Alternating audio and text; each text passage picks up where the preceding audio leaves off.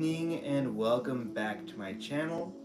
I am the Epileptic Explorer, and today we will begin a book series. Well, not a book series, but this is a book.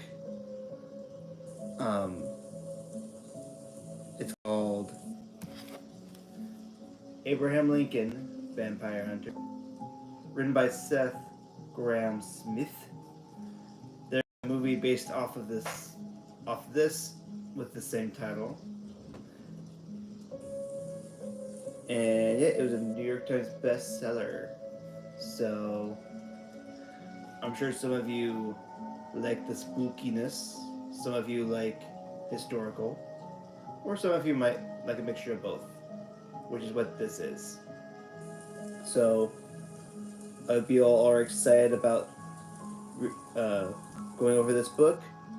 We will go ahead and start reading Abraham Lincoln, Vampire Hunter.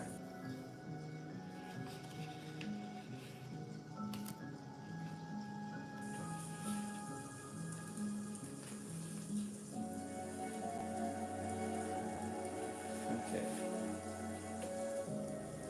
Here are some facts about the book here. For over 250 years, between 1607 and 1865, vampires thrived in the shadows of America. Few humans believed in them. That was number one. Number two, Abraham Lincoln was one of the gifted vampire hunters of his day, and kept a secret journal about his lifelong war against them. And three, rumors of the journal's existence have long been a favorite topic among historians and Lincoln biographers. Most dismiss it as myth.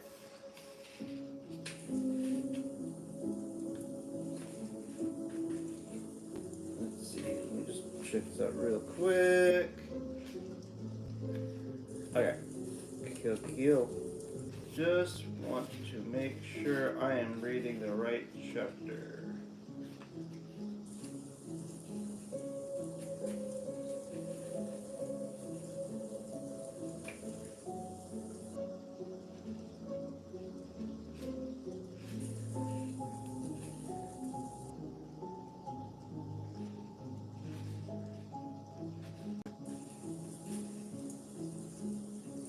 Okay, so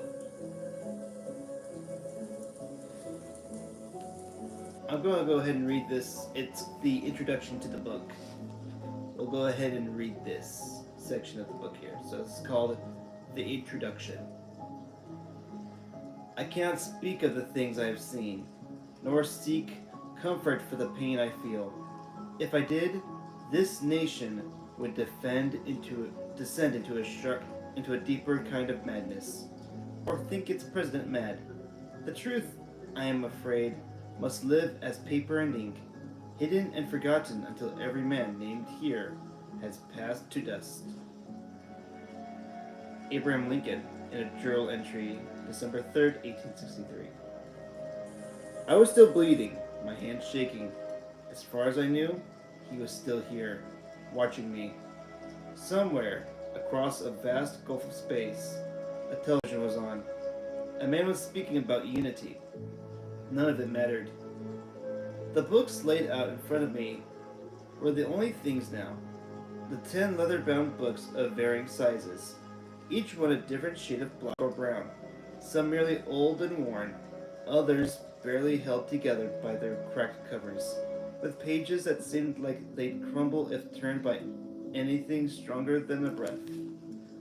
Beside them was a bundle of letters held tightly by a red rubber band, some with burnt edges, others as yellowed as the cigarette filters scattered on the basement floor below. The only standout from these antiques was a single sheet of gleaming white paper. On one side, the names of 11 people I didn't know. No phone numbers, no email, just the addresses of 9 men and 2 women, and a message scrawled at the bottom of the page. Expecting you. Everywhere that man was still speaking. Colonists, Hope, Selma, In the book in my hands was the smallest of the 10, and easily the most fragile. Its faded brown cover had been scraped and stained and worn away. The brass buckle that once kept its secret safe had long since broken off. Inside, every square inch of paper was covered with ink, some of it as dark as the day it dried, some of it so faded that I could barely make it out. In all, there were 118 double-sided handwritten pages clinging to its spine. They were filled with private longings, theories, strategies, crude drawings of men with strange faces. They were filled with second-hand histories and detailed lists. As I read them, I saw the author's penmanship evolve from the overcautious script of a child to the tightly packed scribbling of a young man. I finished reading the last page, looked over my shoulder to make sure I was still alone, and turned back to the first. I had to read it again. Right now, before reason turned its dogs on the dangerous beliefs that were beginning to march through my mind. The little book began with these 7 absurd, fascinating words. This is the Journal of Abraham Lincoln. Rhinebeck is one of those upstate towns that time forgot. A town where family-owned shops and familiar faces line the streets, and the oldest inn in America, where, as any townie will proudly tell you, General Washington himself once laid his wigless head, still offers its comforts at reasonable prices. It's a town where people give each other homemade quilts and use wood stoves to heat their homes, and where I have witnessed, on more than one occasion, an apple pie cooling on a windowsill. The place belongs in a snow globe. Like most Rhinebeck, the 5 and dime on East Market Street is a living piece of a dying past. Since 1946, the locals have depended on it for everything from egg timers to hem tape to pencils on Christmas toys. If we don't sell it, you don't need it, boasts the sun-beaten sign in the front window. And if you need it anyway, we'll order it. Inside, between checkered linoleum and unflattering fluorescence, you'll find all the sundries of earth-bursting organized by bin. Prices written in grease pencil. Debit cards begrudgingly accepted. This was my home. From 8:30 in the morning to 5:30 at night. 6 days a week. Every week. I'd always known I'd end up in the store after graduation, just like I had every summer since I was 15. I wasn't family in the strictest sense, but Jan and Al had always treated me like one of their kids, giving me a job when I needed it most, throwing me a little pocket money while I was away at school. The way I saw it, I owed them 6 solid months, June through Christmas. That was the plan. 6 months of working in the store by day and working on my novel nights and weekends. Plenty of time to finish the first draft and give it a good polish. Manhattan was only an hour and a half by train, and that's where I'd go when I was done, with 4 or 5 pounds of unsolicited, proofread opportunity under my arm. Goodbye, Hudson Valley. Hello, lecture circuit. Sorry about the trailers, commercials. 9 years later, I was still in the store.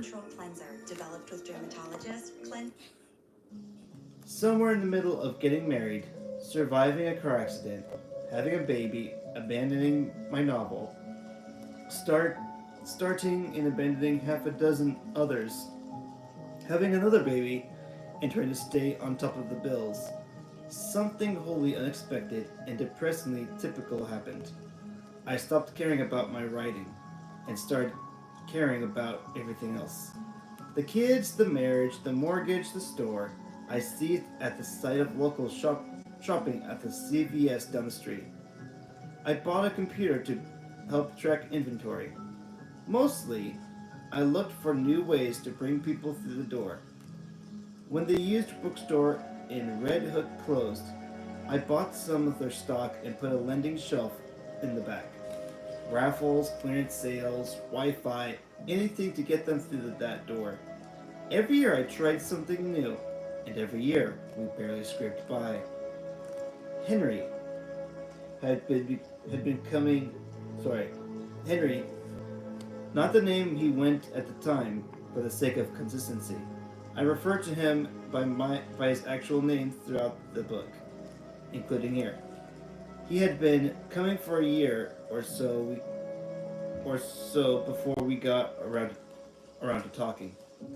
We'd exchanged the expected pleasantries, nothing more. Have a good one. See you next time. I only knew his name because I'd heard it through the Market Street grapevine. The story was he'd bought one of the bigger places off of Route 9G and had an army of local handymen sprucing it up. He was a little younger than me, maybe 27 or so, with messy dark hair, a year-round tan, and a different pair of sunglasses for every occasion. I could tell he was money. His clothes screamed it. Vintage t-shirts, wool blazers, jeans that cost more than my car. But he wasn't like the other money that came in. The weekenders who liked to gush about our cute little town and our adorable little store, walking right past our no food or drink please sign with their oversized cups of hazelnut coffee, and never spending a dime. Henry was courteous, quiet. Best of all, he never left without dropping less than $50. Most of it on the throwbacks you can only pick up in specialty stores these days. Bars of Life Buoy, tins of Angelus shoe wax. He came in, paid in cash, and left. Have a good one. See you next time. And then, one day in the fall of 2007, I looked up from my spiral notebook, and there he was, standing on the other side of the counter, staring at me like I just said something revolting. Why did you abandon it? I'm sorry? Henry motioned to the notebook in front of me. I always kept one by the register, in the event that any brilliant ideas or observations popped in. They never did, but semper fi, you know? Over the last 4 hours, I jotted half a page of one-line story ideas, none of which warranted the second line. The bottom half of the page had descended into a doodle of a tiny man giving the giving the finger to a giant. Angry eagle with razor-sharp talons. Beneath it, the caption, "To mock a killing bird." Sadly, this was the best idea I'd had in weeks. Your writing. I was curious as to why you abandoned it. Now it was me staring at him. For whatever reason, I was suddenly struck by the thought of a man carrying a flashlight, rifling through the cobwebbed shelves of a dark warehouse. It wasn't a pleasant thought. Sorry, but I don't understand. No, I apologize. It was rude of me to interrupt you. Wow. Now I felt compelled to apologize for his apology. Not at all. It's just what gave you. You seemed like someone who writes. He pointed to the lending shelf in the back. You obviously have an appreciation for books. I see you writing here from time to time. I assumed it was a passion. I was just curious as to why you hadn't pursued it. Reasonable, a little pompous. What? Just because I'm working in a five and dime, I'm not pursuing my passion? But reasonable enough to let some of the air back into the room. I gave him the honest, depressingly typical answer, which mounted to life is what happens while you're busy making other plans. That led to a discussion about John Lennon, which led to a discussion about the Beatles, which led to a discussion about Yoko Ono, which led nowhere. We talked. I asked him how he liked the area, how his house was coming, what kind of work he did. He gave me satisfactory answers to all of these. But even as he did, even as we stood there chatting politely, just a couple of young guys shooting the breeze, I couldn't avoid the feeling that there was another conversation going on. A conversation that I wasn't participating in. I could feel Henry's questions becoming increasingly personal. I could feel my answers doing the same. He asked about my wife, my kids, my writing. He asked about my parents, my regrets. I answered them all. I knew it was strange. I didn't care. I wanted to tell him. This young, rich guy was with messy hair and overpriced jeans and dark glasses. This guy whose eyes I'd never seen, whom I hardly knew. I wanted to tell him everything. It just came out like he'd dislodged a stone that had been stuck in my mouth for years. A stone that kept all of my secrets held back in a reservoir. Losing my mom when I was a kid, the problems with my dad, running away, my writing, my doubts, the annoying certainty that there was more than this, our struggle with money, my struggles with depression, the times I thought about running away, the times I thought about killing myself. I hardly remember saying half of it. Maybe I didn't. At some point, I asked Henry to read my unfinished novel. I was appalled by this thought of him or anyone reading it. I was even appalled by the idea of reading it myself. But I asked him anyway. No need, he answered. It was, to that point, the strangest conversation of my life.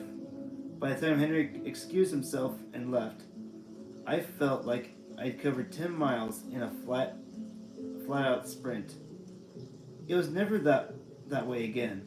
The next time he came in, we exchanged the expected pleasantries. Nothing more. Have a good one. See you next time. He bought his soap and shoe polish. He paid cash. This went on. He came in less and less. When Henry came in for the last time, in January of 2008, he carried a small package, wrapped in brown paper and tied up in twine. Without a word, he set it next to the register.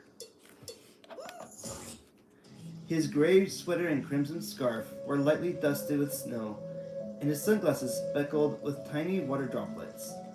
He didn't bother taking them off. This didn't surprise me.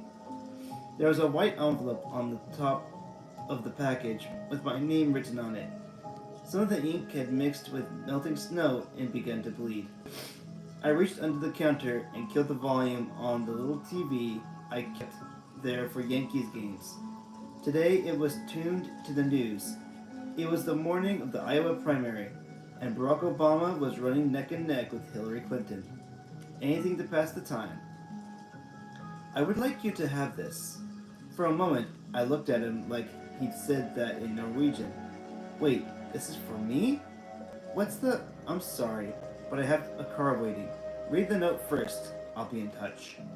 And that was it. I watched him walk out the door and into the cold, wondering if he'd ever let anyone finish a sentence, or if it was just me. The package sat under the counter for the rest of the day. Excuse me. I was dying to open the thing, but since I had no idea who this guy really was, I wasn't about to risk unwrapping a blow-up doll or kilo of black tar heroin. At the same moment, some Girl Scout decided to walk in. I let my curiosity burn until the streets turned dark, and Mrs. Callop finally settled on the darker of the green yards. After an excruciating 90 minutes of debate, then locked the doors a few minutes early with the stragglers. Who cares about the stragglers tonight? Christmas was over. and it was deadly slow anyway. Besides, everybody was home watching the Obama-Hillary drama play out in Iowa. I decided to sneak a cigarette in the basement before heading home to catch the results. I picked up Henry's gift, killed the fluorescents, and cranked up the TV speaker. If there was any election news, I'd hear it echoing down the staircase. There wasn't much to the basement, other than a few boxes of overflow inventory against the walls. It was a mostly empty room with a filthy concrete floor and a single hanging 40-watt bulb. There was an old metal tanker desk against one wall with the inventory computer on it. A two-drawer file cabinet where he kept some records. And a couple of folding chairs. A water heater. A fuse panel. Two small shadows that peeked into the alley above. More than anything, it was where I smoked during the cold winter months. I pulled a folding chair up to the desk, lit one, and began to untie the twine at the top of the neatly wrapped. The letter. The thought just popped in there, like one of those brilliant ideas or observations. I kept the notebook around for. I was supposed to read the letter first. I found the Swiss Army keychain in my pants pocket. $7.20 plus tax. Cheaper than you'll find anywhere else in Dutchess County, guaranteed. And I opened the envelope with a flick of the wrist. Inside was a single folded piece of gleaming white paper with a list of names and addresses typed out on one side. On the other, a handwritten note. There are some conditions I must ask you to agree to before opening this package. First, understand that this is not a gift, but a loan. I will, at a time of my choosing, ask you to return these items. On that point, I need your solemn promise that you'll protect them. That you'll protect them at all cost, and treat them with the same care and respect you would afford any item of tremendous value. Second, the contents of this package are of an extremely sensitive nature. I must ask you that you not share or discuss them with anyone other than myself and the 11 individuals listed opposite until you have received my permission to do so. Third, these items are being lent to you with the expectation that you will write a manuscript about them of, let us say, substantial length and subject to my approval. You may take as much time as you wish. Upon the satisfactory completion of this manuscript, you will be fairly compensated. If you cannot meet any of these conditions for any reason, please stop and wait to be contacted by me. However, if you agree, then you may proceed. I believe it is your purpose to do so. H. Well, there was no way I was opening it now. I tore the paper off, uncovering a bundle of letters held tightly by a red rubber band and 10 leather-bound books. I opened the book at the top of the pile. As I did, a lock of blonde hair fell onto the desk. I picked it up, studied it, and twirled it in my fingers as I read a random silver sliver from the pages it'd been pressed between. Wish I could but perish from this earth, for there is no love left in it. She has been taken from me, and with her, all hope of I skimmed through the rest of the first book, spellbound. Somewhere upstairs, a woman was listing off names of counties, pages and pages, every inch filled with tightly packed handwriting, with dates like November 6th, 1834, June 3rd, 1841, with drawings and lists with names like Speed, Barry, and Salem, with a word that kept showing up over and over: vampire. The other books were the same, Only the dates and penmanship changed. I skimmed them all. There that I saw, for the first time, men and children sold as precautions. For we knew that Baltimore was teeming with was a sin I could not forgive. I was forced to demote the two things were obvious. They were all written by the same person, and they were all very, very cold. But beyond that, I had no idea what they were, or what would have compelled Henry to lend them to me. And then I came across the first page of the first book, and those 7 absurd words. This is the journal of Abraham Lincoln. I laughed out loud. It all made sense. I was amazed, completely kicked in the teeth amazed. Not just because I was holding the great emancipator's long lost journal in my hands, but because I had thoroughly misjudged the man. I'd taken Henry's quietness to mean he was reclusive. I'd taken his fleeting interest in my life like living in New York City to mean he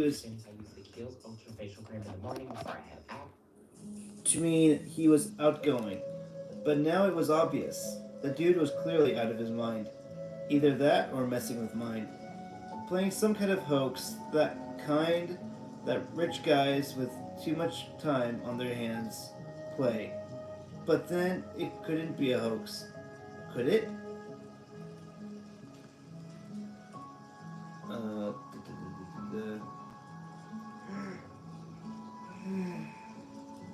Oh, yeah. Who would go through this much trouble? Or was this Henry's own abandoned novel?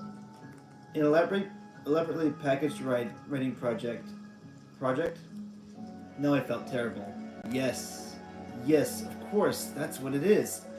I looked through the books again, expecting to see little hints of the 21st century. Little cracks in the armor. There weren't any, at least as far as I could tell on the first glance. Besides, something kept nagging at me. If this was a pet writing project, why the 11 names and addresses? Why had Henry asked me to write about the books instead of asking me to rewrite them? The needle began to lean toward crazy again. Was it possible? Did he really believe that these 10 little books were the... No, he couldn't possibly believe that, right? I couldn't wait to tell my wife. Couldn't wait to share the sheer insanity of this with everyone else in a long time of small-grown psychos. This guy took the cake. I stood, gathered the books and letters, crushed the cigarette under my heel, and turned to... Something was standing 6 inches from me. I staggered backward and tripped over the folding chair, falling and hanging the back of my hand against the corner of the old tinker desk. My eyes were thrown out of focus. I could already feel the warmth of the blood running through my hair. Something leaned over me. Its eyes were a pair of black marbles. And it's smooth. And its mouth.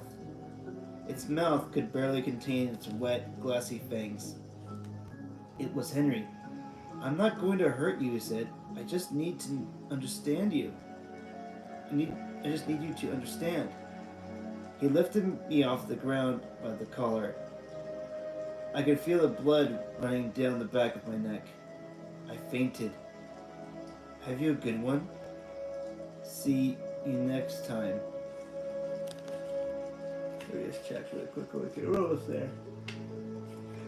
Yeah, we're almost there. I've been instructed Not to get into the specifics of where Henry took me that night, or what he showed me. Suffice it to say, it made me physically ill. Not from my horrors I may have witnessed, but from the nights that I'd been a party to them, willing or not. I was with him for less than an hour. In that short time, my understanding of the world was torn down to its foundation. The way I thought about death and space and God, all irrevocable, changed. In that short time, I came to believe, with no uncertain terms, in no uncertain terms, something that would have sounded insane only an hour before. Vampires exist. I didn't sleep for a week. First from terror, then excitement.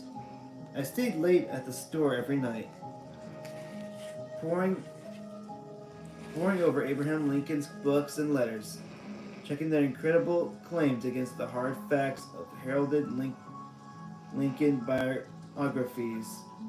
I papered the basement walls with printouts of the old photographs, timelines, family trees. I wrote it into the early morning hours. For the first 2 months, my wife was concerned for the second time she was suspicious. By the 6th month, we'd separated. I feared for my safety, my children's safety, my sanity. I had so many questions, but Henry was nowhere to be found. Eventually, I worked up the courage to interview the 11 individuals. On his list, some were merely reluctant, others hostile. But with their help, begrudging as it was, I slowly began to stitch together the hidden history of vampires in America.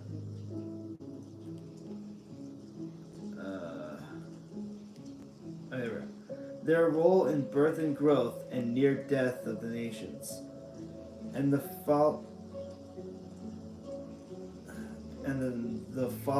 one man who saved the nation from their tyranny. For some 17 months, I had sacrificed everything for those 10 leather-bound books. That bundle of letters held tightly by a red rubber band. In some ways, they were the best months of my life. Every evening, I woke up on the inflatable mattress in the store basement with a purpose. Where was I? I sacrificed everything for those 10 leather-bound books. That bundle of letters held tightly by a red rubber. By a red rubber band. In some ways, they were the best months of my life. Every morning, I woke up on that inflatable mattress in the store basement with a surprise, with the knowledge that I was doing something truly important. Even if I was doing it completely, desperately alone, even if I had lost my mind. Vampires exist, and Abraham Lincoln was one of the greatest vampire hunters of the age. His journal bumping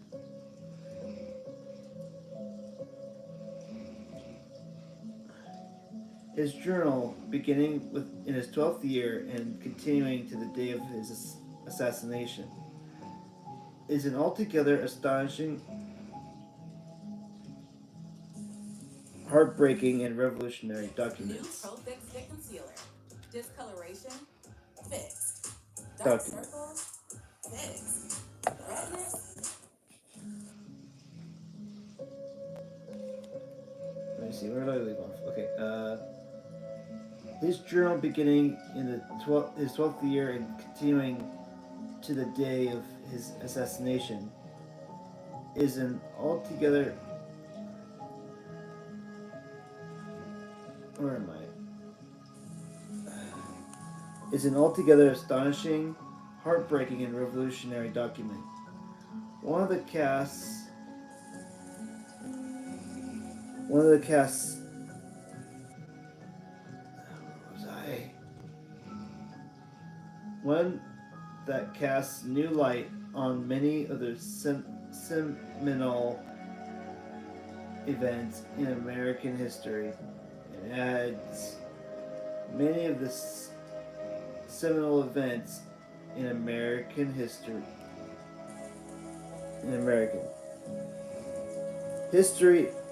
and adds immeasurable completely to a man already thought to be complex. We're almost done. We're almost done with the chapter here. Then we're going to call it a night because I am getting ready to crash here. There are more than 15,000 books about Lincoln, his childhood, his mental health, sexuality, his views on race, religion, and litigation. Most of them contain a great deal of truth. Some have even hinted at the existence of a second diary or an obsession with the occult. Where was it? A struggle that eventually... Let's see here. Yeah.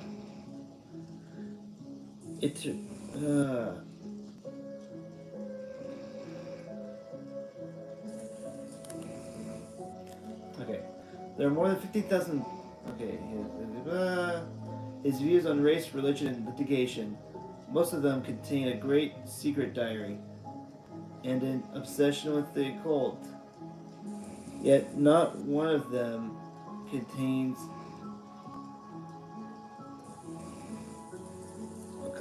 contains a single word concerning the central struggle of his life.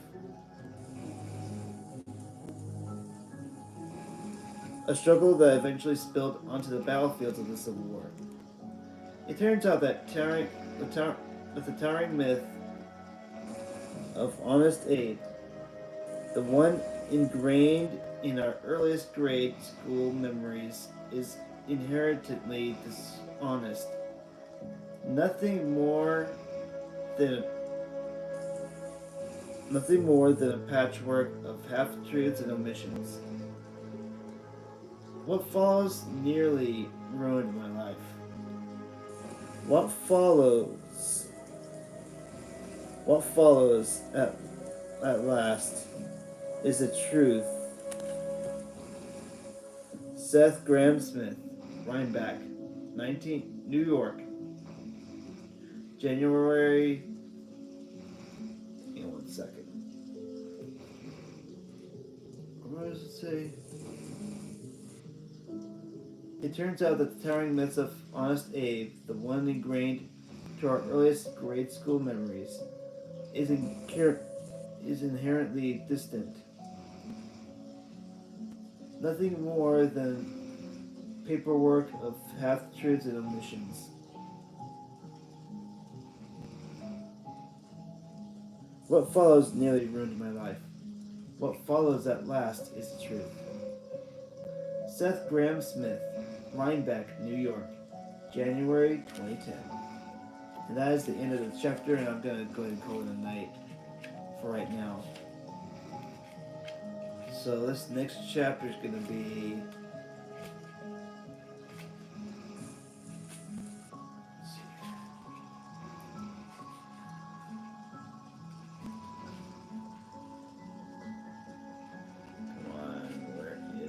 good stuff here.